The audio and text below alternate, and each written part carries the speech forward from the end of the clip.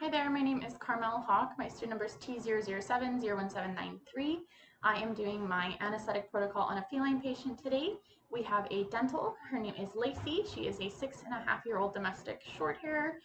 So we are about to pre-med her. Today we are using buprenorphine, ketamine, and dexdomitor for the pre-med.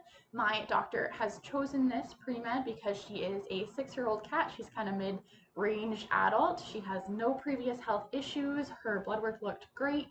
So there's no anesthetic risk about her kidneys or livers that we have to take into account.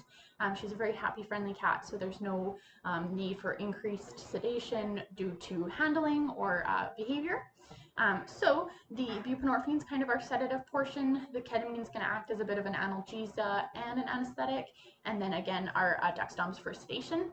And it's nice to have the dexdom because it is partially reversible, our pre-med. So we can reverse the dexdom portion with antecedent later on. We'll probably do a half dose or quarter dose reversal pending how she does throughout the procedure. It should be nice and quick today. We don't have a lot of extractions planned. So it'll be a quick down and then a quick up again. And we will be going. So we'll go pre-med her and then we'll come back for the intubation. All right, so we have our camera angle set up. This is my clinic mentor, Roberta. Like I explained earlier, this is Lacey, our dental patient. She's saying hello. So she has her IV catheter in already, and we are ready to measure our tubes before we induce. So I have 3 different sizes of endotracheal tubes today. I have a 4, a 4.5, and a 5 millimeter tube. They've all been inflated with a bit of air to check that their cuff is okay, and they have all held. So I will uncuff them all now, and we are going to measure her tubes. So I feel like she's going to be a 4 or a 4.5, but we'll start with the 4. So I'm just going to hold it to her junction here, her thoracic inlet, and just visualize where the edge of her mouth is for my tie. And this is going to sit very nicely. The adapter is going to be just out of her nose by her incisors there. So we pre-tie our endotracheal tubes because we have the red rubber ruche style. So it's much harder to tie afterwards because of where the adapter is. So we tie inside where the lips would be so that it won't go too deep. But that is our 4. And then we're going to lubricate the 4.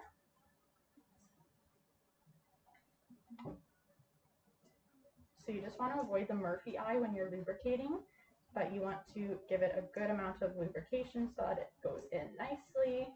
And then we're going to set it aside on our anesthetic part. And we're going to do the 4.5.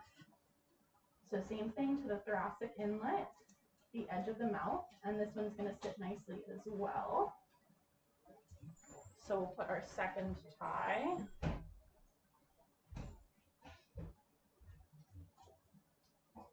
And then we will lubricate the 4.5 just in case that's the tube we're going to need.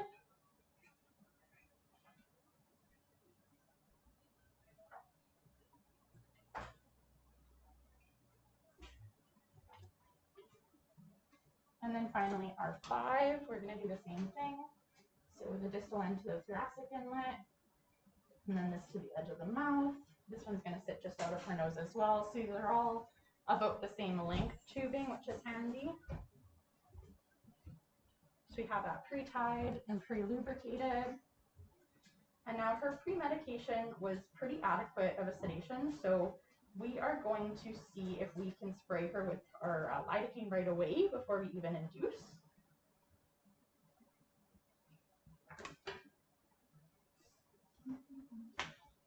So we are going to take off our oxygen mask for the moment, and we are going to grab that tongue with a piece of gauze.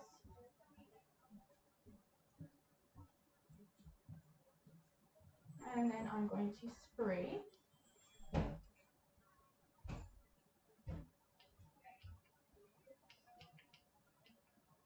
The arytenoid cartilages. We're running out, but there was enough spray to get both sides. And then we're going to let that sit for about 15 to 30 seconds while I get our first induction ready to go here. So we are using Propoflow. So we are going to give a quarter dose to begin, and then we're going to flush with saline in between. So we are going to start with a 0.5 ml increment. So I will take my needle into her IV line, and then I'm going to pinch off and and I'm going to slowly give her her first 0.5 ml increment.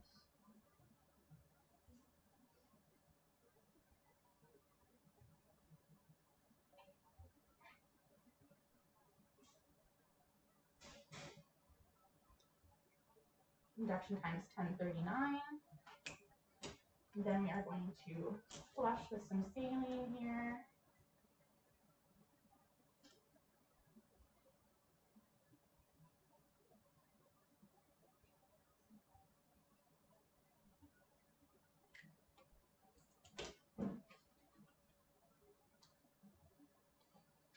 And we'll see if that is enough for intubation. We'll give it about 30 to 60 seconds to kick in.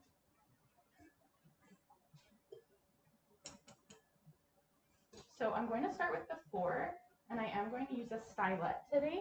So I'm going to insert my stylet into that endotracheal tube. And then I'm going to just gently curve it with the tube a little bit here.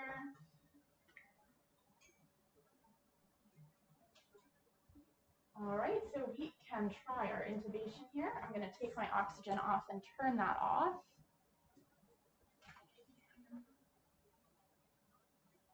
Excellent. And we are going to grab that tongue and our laryngoscope. And with my 4mm tube, I'm visualizing the trachea. The epiglottis is down. And I'm just going to turn it slightly to see if she'll let me advance it. There we go. So now I can take out the adapter and gauze, and we are going to tie it.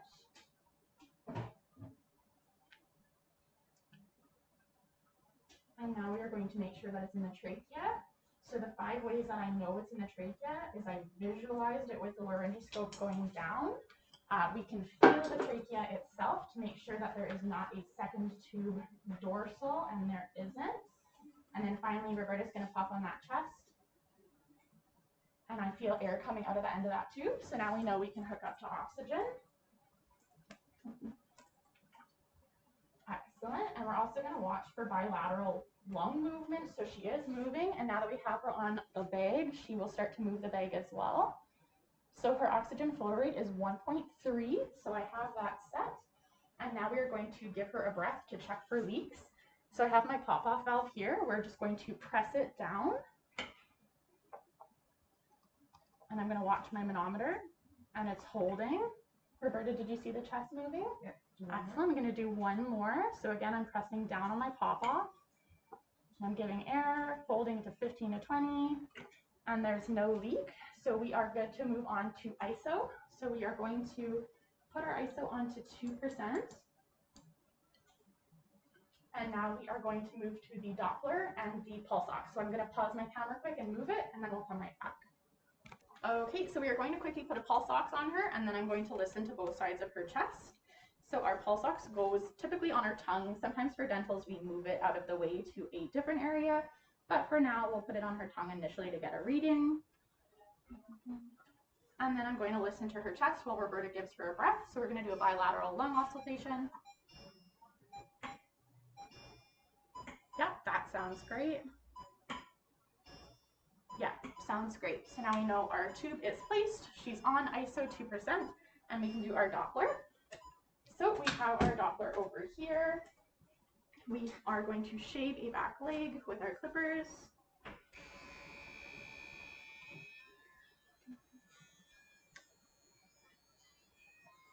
So her heart rate's about 88. We're going to put a spurt of alcohol on there. So Roberta's just lubricating her eyes for me because we did have ketamine in our induction today. And now we are putting our Doppler gel onto the back leg. And then a bandage just to stabilize.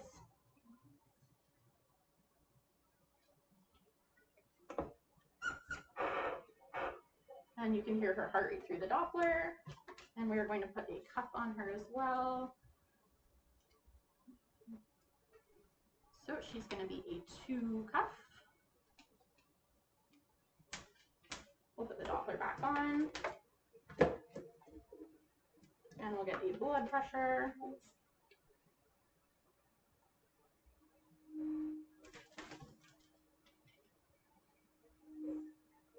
So that is about 104 for blood pressure right now. And the only thing we have left to do is to discuss why I know she is in the proper plane of anesthesia.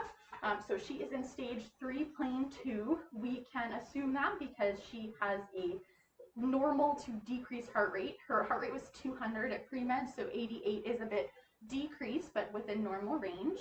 And then her respiration rate has normalized, so she's taking nice regular breaths and a normal tone to the breaths as well.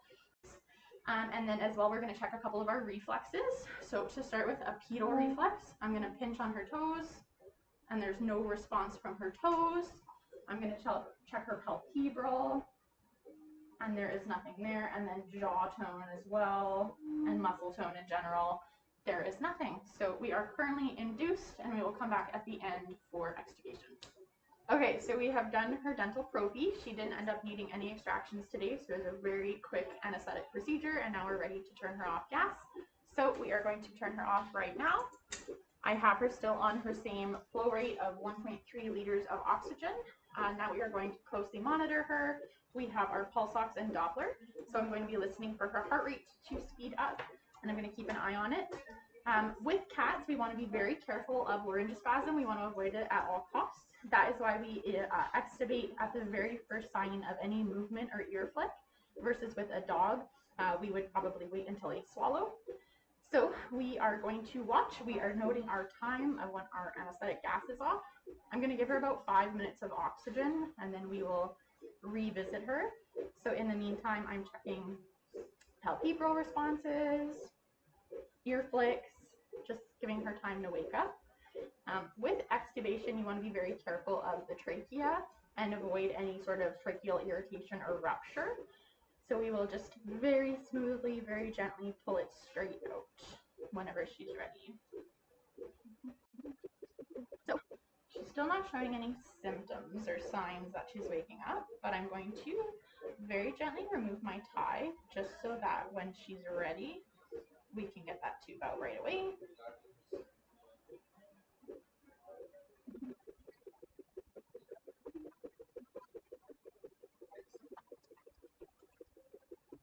So we're just waiting for her.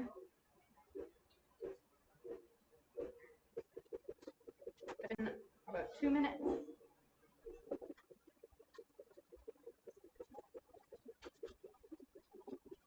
No changes to her heart rate quite yet. It's still staying around the same.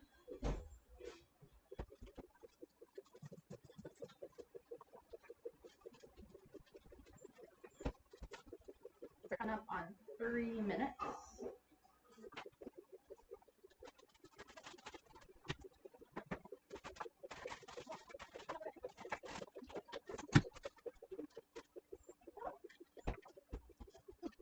So still no response. She's just taking her time, but her pre-med was very heavy and it was a short procedure. So since we used Dexdom in the pre-med, we may still be reversing her with antecedent, depending on how she wakes up here. 4 minutes. We're going to give her 5 minutes, and then I'm going to take away her oxygen, or at least put it flow by.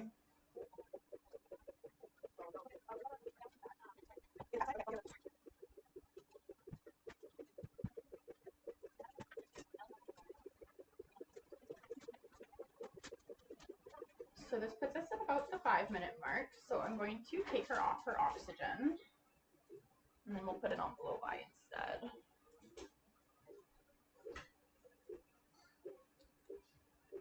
It's got a good grip on it, so we'll just disconnect it here.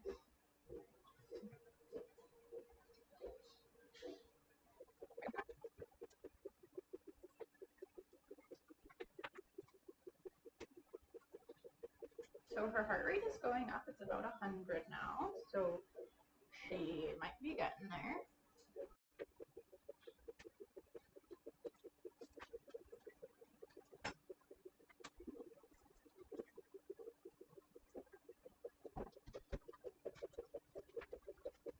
So we're at 7 minutes.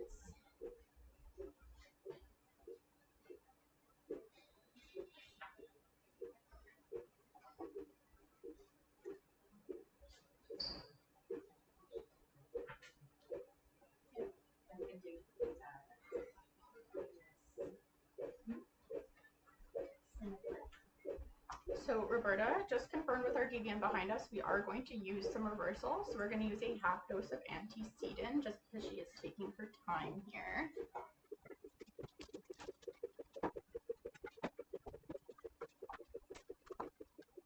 Still no palpebral reflex and no ear flick either.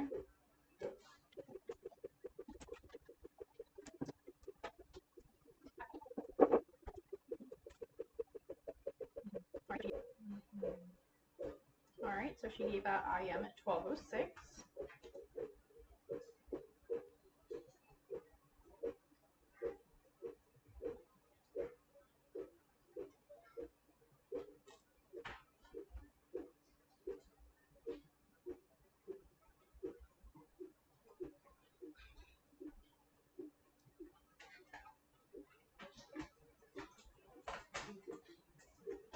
No, yeah, we don't have a full.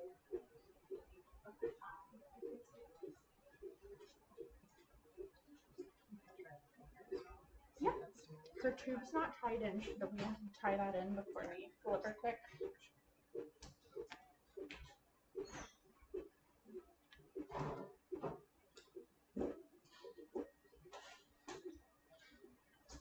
Okay, so we are going to flip her.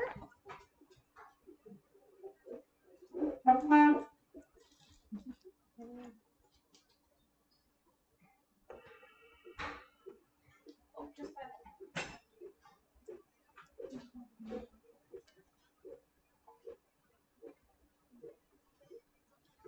Alright, and then same thing, we're still going to be checking her palpebral and looking for an ear flick. So we flipped her at 12:08, and now we're about 10 minutes off gas, and then we're going to loosen our tie again here.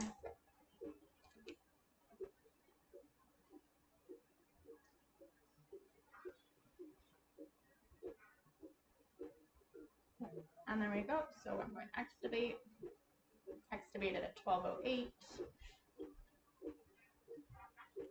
And then we are going to monitor her, see how she does to wake up, get her that blow by.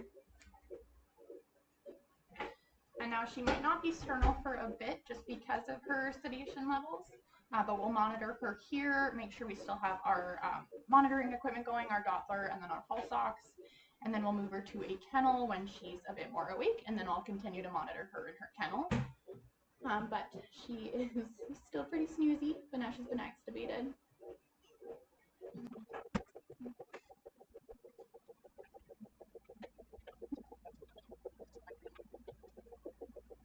So at this point, you can just gently stimulate, talk to her. I can hear from the Doppler that her heart rate is increasing, and her eyes are much more focused and looking.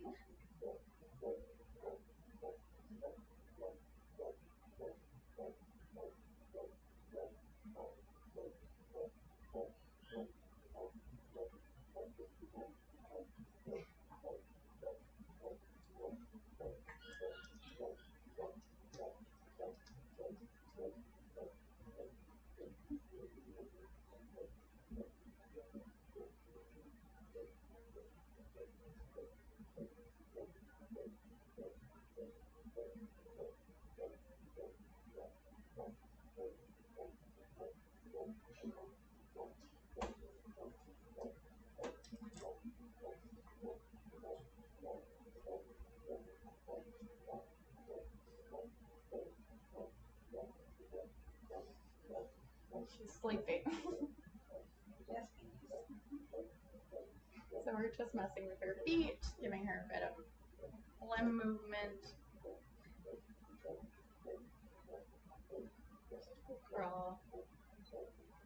I know temperature is an important thing to focus on. She was a little bit cool through her dental, and we don't want her to be cool through recovery.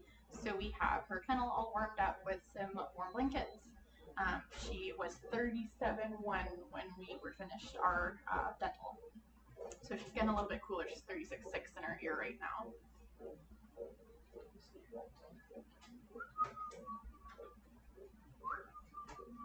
Lacey!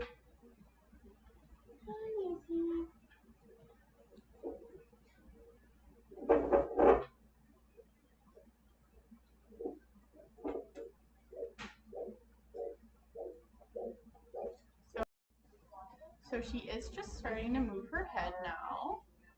So we'll probably move her to her kennel and I'll sit with her for a little bit still too.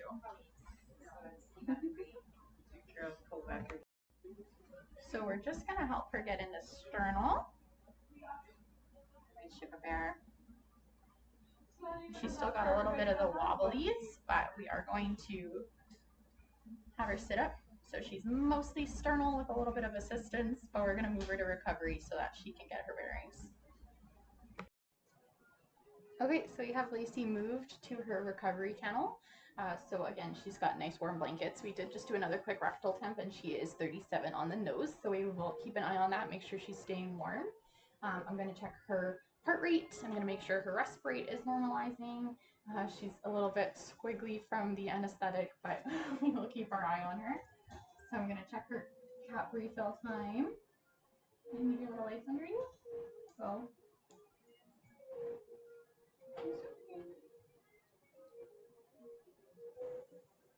Excellent.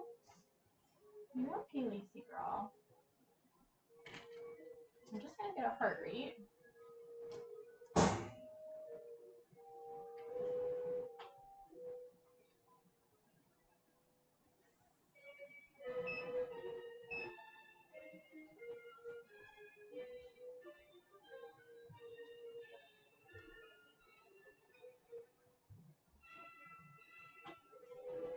All right, heart rate sounds great. It's back up a little closer to her pre-surgical, so it's about 188 right now. So what I'm gonna do is I'm just gonna get her tucked in, try to move her back a little bit here. And then I'm gonna watch her for another 5 minutes or so, just to see how she's recovering. All right, so she is sternal, she's sitting up, she's responsive to stimuli, she wants to leave her kennel, so I'm gonna leave her and monitor her every couple minutes, but she is good to go, she's holding her head up and she's not shaking or moving it too violently, so she's doing great. She has a great dental.